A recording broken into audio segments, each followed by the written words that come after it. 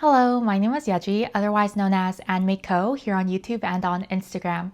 Today I have another regular video for you, and I have 3 finished objects as well as a works in progress to show you. So let's just jump right into what I'm currently wearing, and I'm wearing Look at My Holes by James N. Watts. I was gifted this yarn from Lil Knits and I wanted to make that up front. I'm not obligated to talk about the yarn or my finished objects in any way, and I purchased the pattern myself. So this pattern, Look at My Holes by James N. Watts, was not on my radar to make at all, but I was gifted the Berroco modern linen, just one skein of it from Lil Knits to preview for what they're bringing in for the summer. And I wanted to test it out as well as make a garment with it to see how it will wear. And this is a 100% linen yarn, so I knew that I wanted to make a summer garment with it. However, having one skein, I wasn't sure what I could make with it. So when I did my Ravel research, I came across this pattern called Look at My Holes, and I've seen some other people making it before in the years past, but I have never really thought that it was a garment for me. I'm still quite unsure about how I feel about it, but I did make it and I am liking it with the current dress I'm wearing. I made this garment in a size 2 with the recommended needle size US 9 as well as a US 5. So that's a 5.5 millimeter needle for the main body as well as a 3.75 millimeter needle for the ribbing. My sleeve length is what's recommended in the pattern, but my body length I think is just one repeat short of what's recommended because I ran out of yarn. And so this is all I have left of the yarn. And you can see that the Berroco modern linen is just 8 plies of this really thin linen, almost like a strand of linen that's plied together. But because it's linen, it's not really plied as a yarn would be in the normal sense, as it's doesn't really retain that ply. And when you're first knitting with it, you don't have to worry about any splitting or anything, just because there is something on it to holding it together, almost like a glue. But then if you have to unravel it, like I did for my sweater or my garment, and if you have to, I guess, rework with the yarn, it does tend to come apart like this. The designer, James N. Watts, recommends either Ritual Dye's Undine, which I've already worked with, to make my couture top, or the Kelborn Woolen's Mojave, which I have just recently worked with as well. And those are both 60% cotton, 40% linen yarn. And I thought that this yarn being 100% linen, also in a DK weight, would also be a great substitute for it. And I think that it turned out to be. I really enjoy wearing this top right now. It feels very comfortable. I haven't, of course, been able to wear it out, so I'm not sure how it'll wear out, and I wouldn't stick this in the washing machine without maybe putting a garment bag in it, just because although it is 100% linen, I don't want it to get caught in other straps and for the holes to come apart. But also because it's 100% linen, I think as long as I put it in one of those garment washing bags, it should be fine. From what I can tell after my initial wash with this, I did put it in hot water and I kind of really rubbed it together when I was washing the finished garment, just so that it would become softer.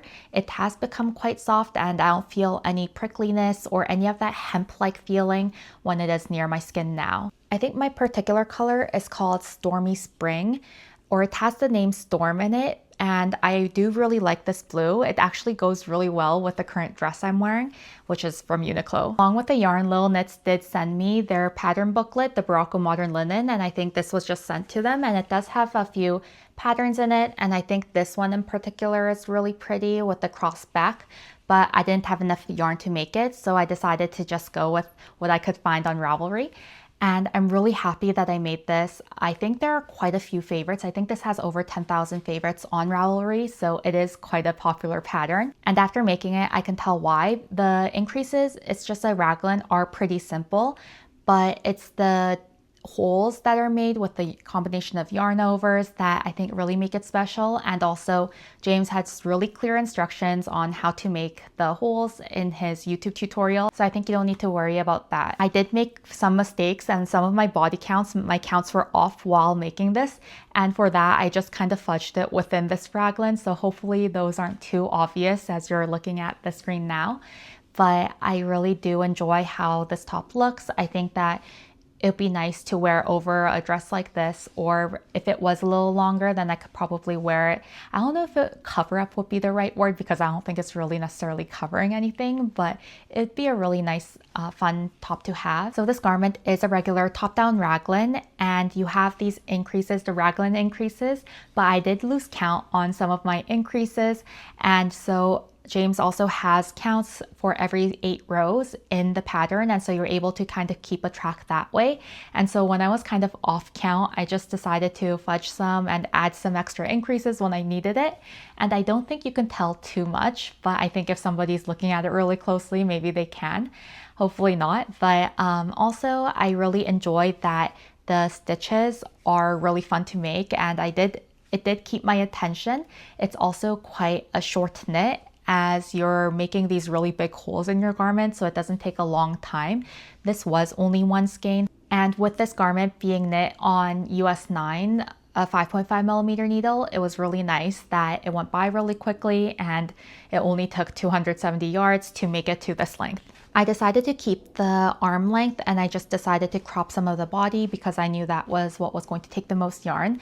So what happens is, after you do all the raglans and then increases and you do the body, you split for the sleeves, you do the ribbing, and then you have to pick up for the collar and do the collar. So when I finished with my sleeves, I decided to do my collar first, so I would know exactly how much I would have left for the body, and if it was going to be super cropped, then I think I was fine with that as well. I wasn't sure how much use I would get out of this garment, and I think we'll have to wait until the summer to really see, but hopefully I can get at least a couple wears out of this, and I think it's a really fun but out there top. For my personal style, I think this would probably be the way I would pair it, but I could also see this being used for under tops to make it a little more conservative, or to be paired with overalls, or of course you could just wear a bikini top under it, or anything that you want. The garment does come to fit from a 30-inch to a 62-inch bust, so I can say that it is quite size inclusive.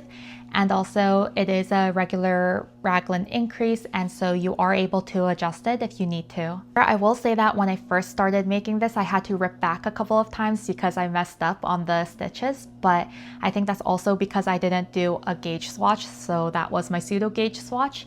And another thing I wanted to mention is that James also gives you exact gauge swatch, what you should do, the stitches you should make for your exact gauge swatch, so you can make sure that you are on gauge. I decided that because I had limited yarn, I would just try going with it, and if it didn't work out, I would rip back, which is what I did. But then ultimately I decided to push forward with the garment because I wanted to try something new. So because this isn't within my style range, I wanted to try something new with a low risk option since I was gifted this yarn, and because I had 1 skein of it, really I just wanted to test it and see how it held up. And I am really liking the initial feel of working with modern linen as linen goes. And so I'm really happy with how it's come out so far, and if anything changes, I'll definitely let you know. In regards to this yarn, usually I go for a linen cotton blend because I think it's easier to work with and slightly less splitty. But I did really like working with this linen. I thought that, especially in the first pass, that it didn't split at all. It was quite strong. But even when I had to rip things back and kind of weave in ends and everything, it worked out really fine. There was no slipping, and also I really enjoyed how it knit up. I really like the slight sheen of this garment, so I'm really excited to try it and see if it stands the test of time. So we'll see what it holds up like later on in the year in the warmer seasons. So other than Berroco Modern Linen, Little Knits also did send me Berroco Iris, and this is also came with a few patterns in the back, but I decided also to make something else. This yarn, I'll have to read out the composition because I can't remember it off the top of my head, but it is a worsted weight yarn, and it is 50% cotton, 32% bamboo, 10% merino, as well as 8% yak. So it has 18% of the wools or animal fibers, as well as majority, 82%, are cotton and bamboo. So it is quite silky, and I do have more of this left over. I don't know if you can tell from the camera, but it is a chain ply, and it's very beautiful. I do have quite a bit of it left over actually. I think this is around 68 grams. I used around 32, 31 for this hat. And this is my next finished object. I decided to make this baby bonnet, which is super cute. And it's especially cute on because the little point stands up from where the baby's head is, even though it doesn't look like anything like this. I have made a couple of these before. This is the Debutant Baby set by Elizabeth Sullivan, and it is a free pattern on Ravelry. And so how this works is you cast on many stitches and then you bind off, but then you reattach and you knit up in a large rectangle. You knit up and it becomes a very large rectangle, and then you have the seams at the top where you just have to seam it once, and then you do have some bind offs just before you seam it to create a little bit of an inside, and you rotate it and the seams go onto the back of the baby's head, so the top of it does have this nice, I guess, no edge.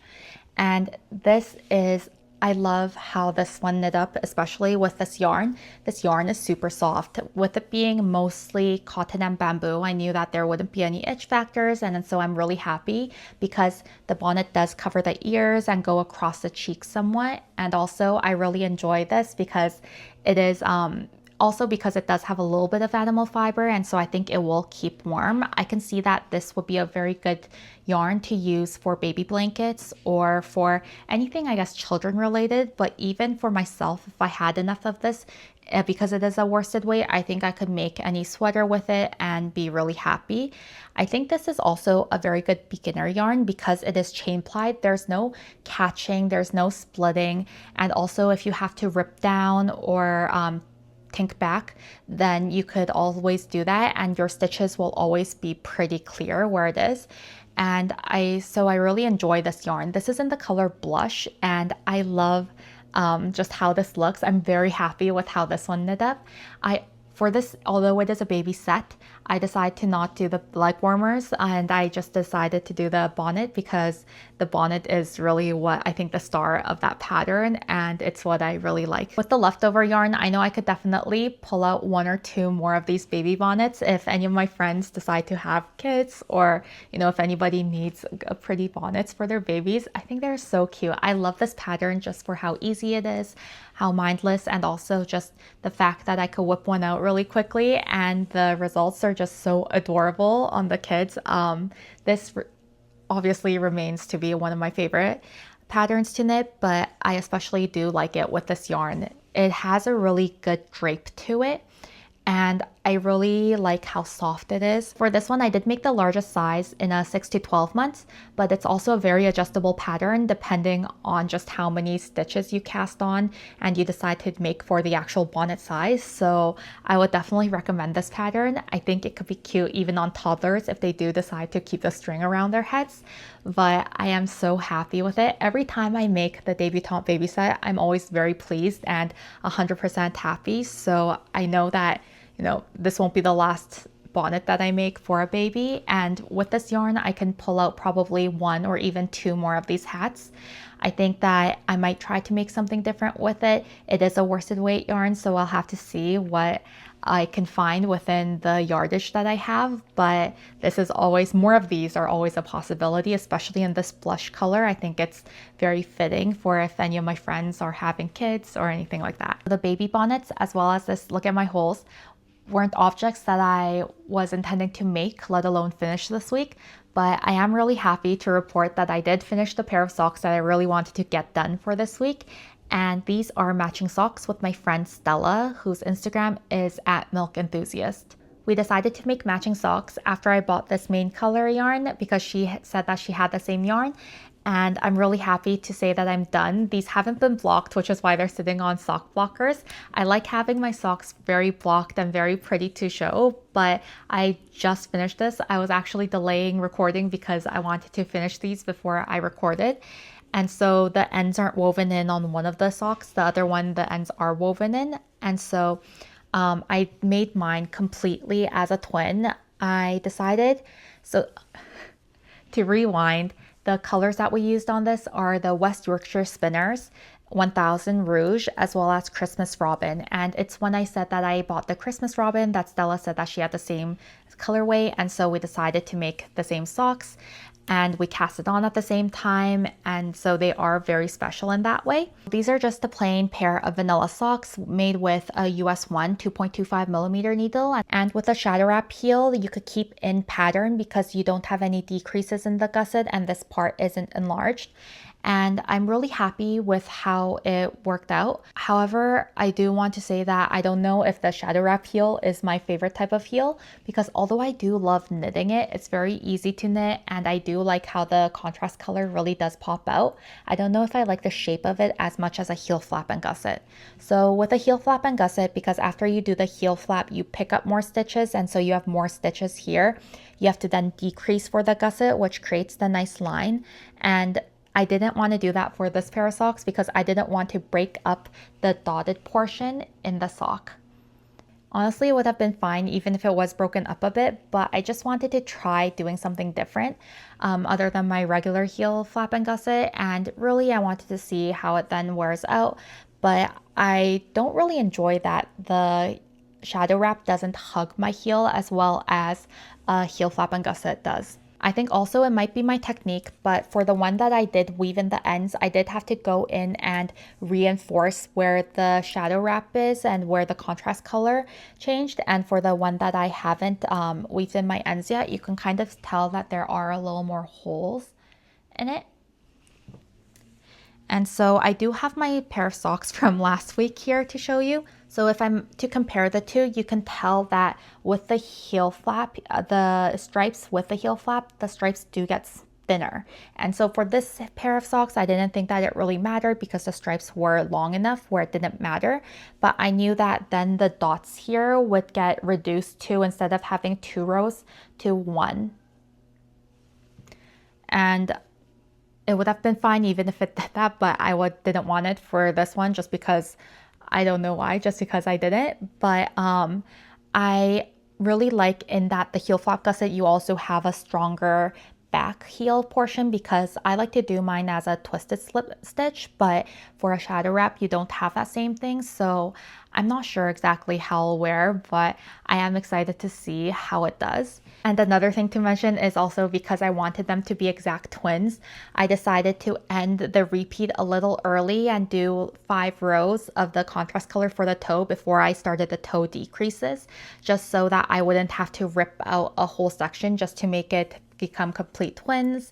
And usually, or some of the times, I don't care if they're more fraternal than others, but for this one I knew that I could only by sacrificing a few of the rounds of toes, so I decided to, and I'm really glad that I did. I think that it makes for a very cute colorway. I wouldn't say that this is the most beautiful colorway that I've seen. If you didn't tell me that the colorway of this is Christmas Robin, then I would have never guessed that it had anything to do with Christmas. But I do kind of see that vintagey Christmas kind of vibe here now that it is. But I don't think that it's a traditionally festive colorway, and I don't think anybody would be able to tell if I was to wear this, say now. So I'm unsure of how far Stella has gotten on her sock, but I'm so happy that I was able to meet the deadline of the end of February, and hopefully we'll be able to take pictures with matching socks one of these days. So that means that for February, I completed 2 pairs of socks, which gives me a sense of relief knowing that if I fall back on any of the other months in creating socks, then at least I created 2 this month. And another thing that I have forgotten about, but I want to do for this month, is to create a gnome. I might make another small one like Noodles I have back here, maybe in a pink and red yarn, now that I am done the contrast colors for these socks. So this week was yet another busy week of making for me in terms of trying to finish this, as well as the baby bonnet took no time at all, but also the socks. I always forget how much time socks actually take to make, just because they are knit on really small needles at quite a relatively tight gauge. And although they are quite mindless for most of the part, I do enjoy it when I have to switch out colors for the contrast colors for the heels, which is not necessary, but which I like to do.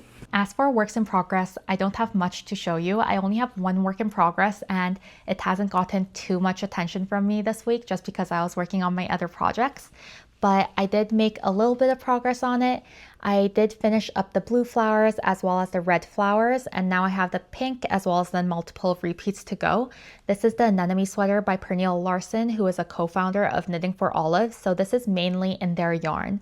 I'm using Knitting for Olive Merino as well as Soft Silk Mohair for the main color and Wheat. For the contrast colors, I'm using Isir Alpaca 2 as well as Soft Silk Mohair, and I'll have the colors listed out in the picture because there are so many to list out.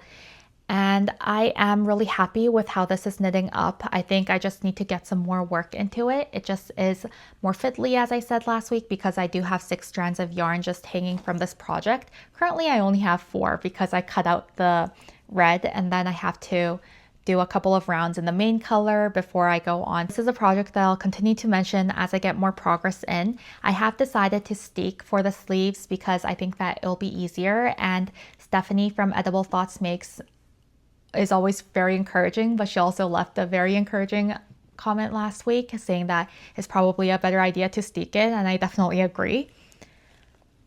And just in general, I am enjoying this project. I wanted to share with you some of the accessories that I have hanging off of it. So I have these little watermelon stitch stoppers, and they're so cute, as well as a little stitch marker that I got for Christmas, and this is by Dot and Helen. So in this project, I do have a dangly stitch marker. Usually I don't have that many dangly stitch markers or really beautiful stitch markers on my projects, but I did decide to add one here because I did forget once for one round. I thought that I did one full round, but I did only half a round, and then I went up a color work repeat to do the next round, and then so I had to rip back all of it, or half of a round, I guess, and that was painful. So since then, I decided to put in a beginning of round stitch marker so that I could not forget the exact place of where I'm supposed to switch rows in the color work chart. So I'll continue to update you on the progress of my anemone sweater, and I'm very excited to just continue working on this, and this hopefully will be the main focus of this week since I don't have any test knits going on, and I also don't have anything else that I'm working on currently. So other than maybe creating a gnome for next week, I'm excited to get more work done on the sweater. So in terms of my finished objects as well as things I'm working on, that's all I have to share for this week. I really enjoyed the things that I finished this week, and I'm really excited to get more progress done on my sweater, especially because it's a part of my Make 9. And just a note on my Make 9, I thought that I would be further into my Make 9. I thought I'd get at least a few, like 3 or 4 things done by the end of February, maybe middle of March, and then hopefully have everything done in the first half to 3/4 of the year. And clearly it's not looking like that right now. I think I'm still on track, but I definitely don't want to fall behind just because those are items that I really do want to make and all of the yarn I now have in my collection. So hopefully I'll be able to get more progress done on the sweater as well as start some of the other objects on my Make 9. But I also know that plans are kind of movable, as well as if I don't finish anything this year, then I know that there's always next year and the years after to get to those objects. I just know that these are the things I really want to work on, and I want to make it a priority if I'm able to. And that's all I have to really share for this week.